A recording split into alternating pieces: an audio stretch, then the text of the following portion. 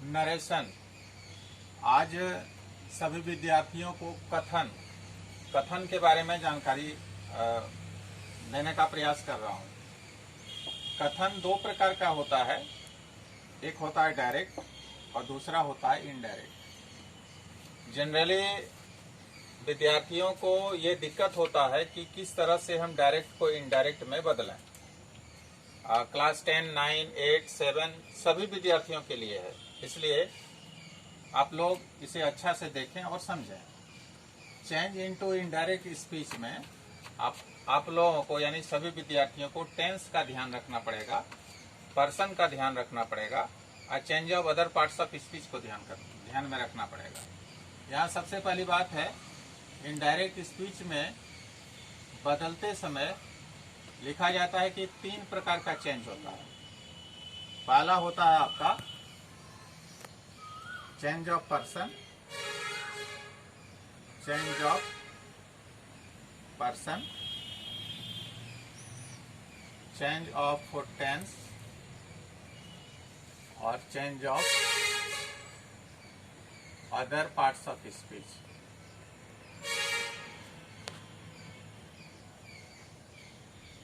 तो change of person में हमको समझना पड़ेगा। चेंज ऑफ पर्सन कितने प्रकार के होते हैं?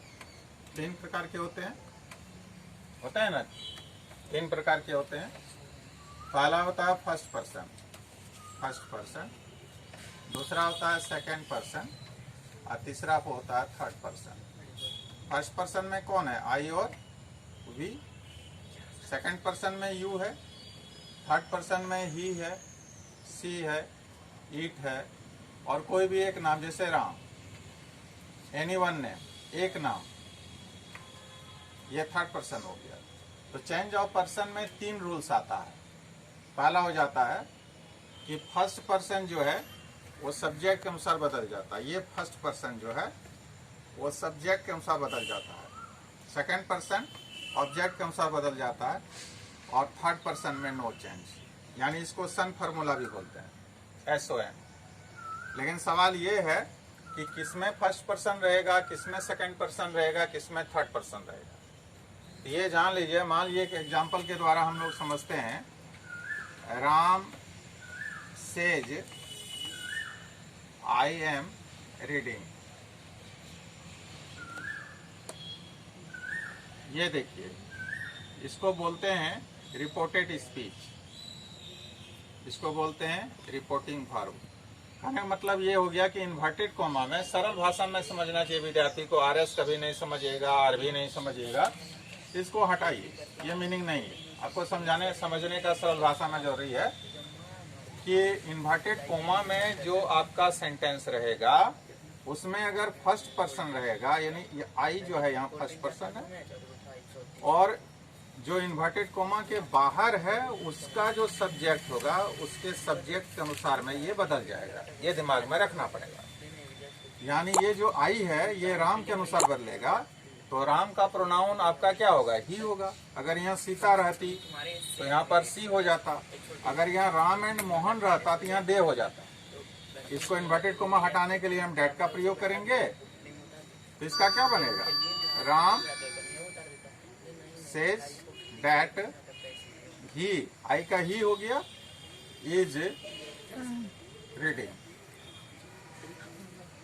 ये बन गया। इन्वर्टेड कोमा को हटाने के लिए डैट का प्रयोग हम किए। ये दिमाग में आ गया। यानी आई और वी जो है सो इसके अनुसार बदलेगा। वी जनरली दे में ही बदलते हैं, उसका कोई और चेंज नहीं होता, वी दे में बदलते हैं। ये दिमाग में आ गया। ये पहला हो गया change of person. Second person का जो है सो आप इस तरह से समझिए, Ram says to me, inverted comma में है यू, इसमें Ram says that he is reading, ये हो गया। Ram says to me you are a good boy. तो इसका क्या बनेगा? यू सेकंड पर्सन है, ऑब्जेक्ट यहाँ क्या? मी है। ये यही दिमाग में रखना है। पहला वाला सेंटेंस का लास्ट में जो रहता है वो ऑब्जेक्ट रहता है। मी यहाँ ऑब्जेक्ट है यहाँ क्या बन जाएगा, सेज टू अगर यदि रहेगा तो वहाँ सेज नहीं रहेगा, टेल्स में बदल देते हैं। यानी Ram tells me that you का क्या हो जाएगा, आई हो जाएगा, I am a good boy. यही है फर्स्ट पर्सन और सेकंड पर्सन। अगर इसमें थर्ड पर्सन रहेगा उसमें तो नो चेंज होता ही है, इसी को बोलते हैं चेंज ऑफ पर्सन। ये दिमाग में रखना है, पहला किसमें चेंज करना है, चेंज ऑफ पर्सन। ठीक है, चेंज ऑफ पर्सन में पर्सन 3 प्रकार का होता है, जैसा पहले भी हमने कहा, first person, second person, third person. अगर आपका फर्स्ट पर्सन रहेगा किसमें, इन्वर्टेड कोमा के अंदर में जो सेंटेंस रहेगा तो वो फर्स्ट पर्सन आपका इन्वर्टेड कोमा के बाहर का जो आपका सेंटेंस रहेगा उसके अनुसार, सब्जेक्ट के अनुसार वो बदल जाएगा। सेकंड पर्सन इसमें ऑब्जेक्ट के अनुसार, मी जैसे है कि यहाँ पर यू है, यहाँ मी है तो यहाँ पर क्या हो जाएगा, आई हो जाएगा, उसके अनुसार बदलेगा। थर्ड पर्सन नो चेंज, इसी को बोलते हैं change of person. Third person requires no change. First person is changed into the person of the subject, second person is changed according to object and third person requires no change. ये दिमाग में रखना है। Okay, thank you. कल बताएंगे change of tense.